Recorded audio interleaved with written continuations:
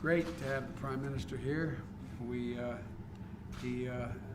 become close friends. He's ridden the Amtrak train a lot, from New York down to Wilmington, Delaware. I told you we have a few corporations in Delaware back in the days when he was in private practice.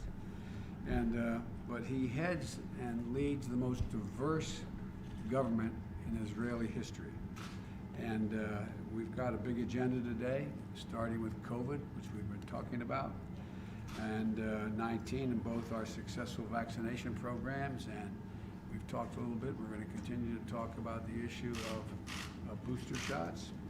And you started your program a little early. It's met with great results. We're going to start mid-September, but we're considering the advice you've given that we should start earlier. And this is promising also this booster program. It's going to start here September the 20th, pending approval of the FDA and the CDC committee of outside experts. And the question raised is, should it be shorter than 8 months? Should it be as little as 5 months? And that's being discussed. I spoke with Dr. Fauci this morning about that. We're also going to discuss Israel's unwavering commitment that we have in the United States to Israel's security. And I fully support replenishing Israel's Iron Dome system. And we're also going to discuss the threat from Iran and our commitment to ensure Iran never develops a nuclear weapon. But we're putting diplomacy first and seeing where that takes us. But if diplomacy fails, we're ready to turn to other options. We'll support Israel's developing deeper ties as well with the Arab and Muslim neighbors and globally. That's a trend that I think should be encouraged, not discouraged, and we're going to do all we can to be value added. We also are going to discuss ways to advance peace and security and prosperity for Israelis and Palestinians. And we're also going to direct our teams to work toward Israel fulfilling the requirements of the visa waiver program to get that done. So, Mr. Prime Minister, I want to thank you again for coming. The U.S. will always be there for Israel. It's an unshakable partnership between our two nations. And I have known every Israeli Prime Minister since Golda Meir, gotten to know them fairly well, and I look forward to us establishing a strong personal relationship as well. So welcome.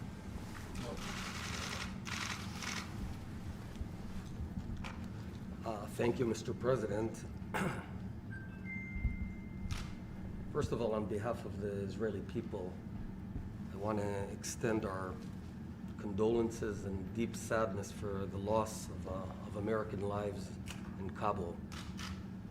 The American service members lost their lives while on a mission to save other people's lives. And that's the very definition of courage and sacrifice. May they rest in peace. Especially on this day, I want to be crystal clear. Israel always stands together with the United States of America, unequivocally. I also want to thank you for your warm words now in our private meeting, which attests to your support of the State of Israel. But that's not new. It's been decades, and you've always stood up for us, especially during tough times. Like a few months ago when thousands of rockets were being shot on Israeli towns and cities. And that's when friendship is really tested. We trust in your support, Mr. President, and Israel knows that we have no better or more reliable ally in the world than the United States of America. I come here from Jerusalem, our eternal capital, and I bring with me a new spirit, a spirit of goodwill, a spirit of hope, a spirit of decency and honesty, a spirit of unity and bipartisanship of folks who, as you suggested, harbor very different political opinions, even opposing, yet we all share the deep passion to work together to build a better future for Israel. And that's what Israel is about. We're out to be good, to do good. But in our region, doing good is not enough. Israel has to be strong in order to do good. Be strong so we can do good. And we cannot lose sight for even one moment that we're in the toughest neighborhood in the world. We've got ISIS on our southern border, Hezbollah on our northern border, Islamic Jihad, Hamas, Iranian militias that surround us, and all of them want to kill us, kill Israelis. They all want to annihilate the Jewish state. And that's why Israel always has to be overwhelmingly stronger than any of our enemies, and indeed of all our enemies combined. And that's why I want to thank you, Mr. President, for helping yet again to fortify Israel's strategic advantage. Obviously, the main issue we're going to be talking about today here is Iran's race to a nuclear weapon. We talked about it inside the room. And I was happy to hear your clear words that Iran will never be able to acquire a nuclear weapon, and that you emphasize that you'll try the diplomatic route, but there's other options if that doesn't work out. So, you know, these very days illustrate what the world would look like if a radical Islamic regime acquired a nuclear weapon. That marriage would be a nuclear nightmare for the entire world. Iran is the world's #1 exporter of terror, instability, and human rights violations. And as we sit here right now, the Iranians are spinning their centrifuges in Natanz and Fordow. And we got to stop it. And we both agree. So we've developed a comprehensive strategy that we're going to be talking about with 2 goals.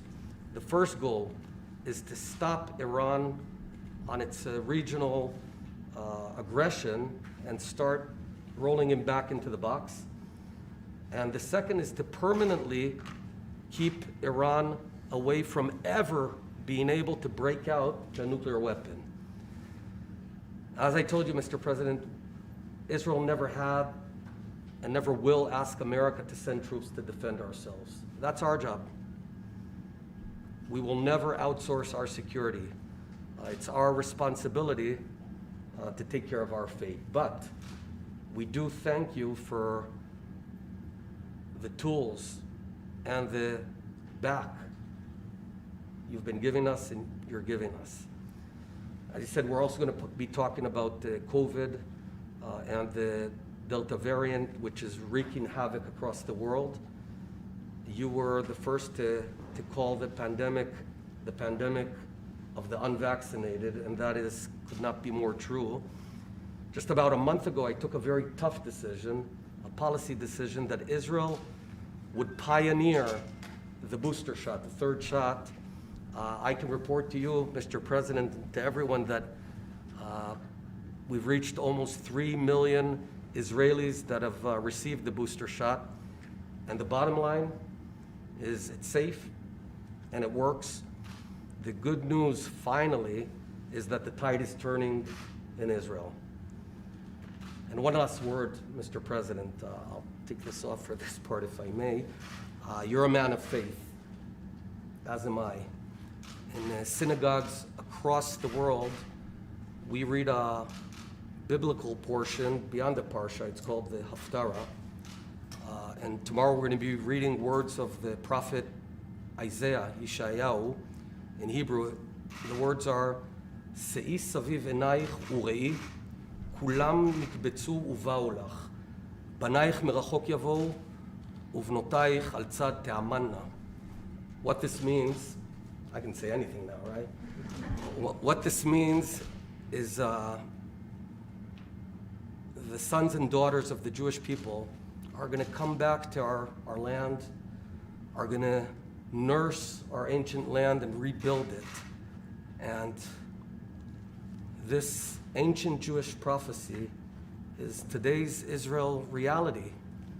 And it's a miracle that you've been so central and so part of it for so many years. So, Mr. President, today you and I, and you've been so generous with your time in these difficult days, you and I are going to write yet another chapter in the beautiful story of the friendship between our two nations, the United States of America and the Jewish and democratic state of Israel. Both of us who seek to do good and need to be strong, both of us who are a lighthouse in a very, very stormy world. Thank you, Mr. President. I look forward to working with you now and for many years forward. Thank you. Well, thank you, and you give me credit, much of which should go to Barack Obama for making sure that we committed to the qualitative edge you would have relative to your friends in the region. So he's the one that deserves the credit. Thank him as well. Thank you very much, folks.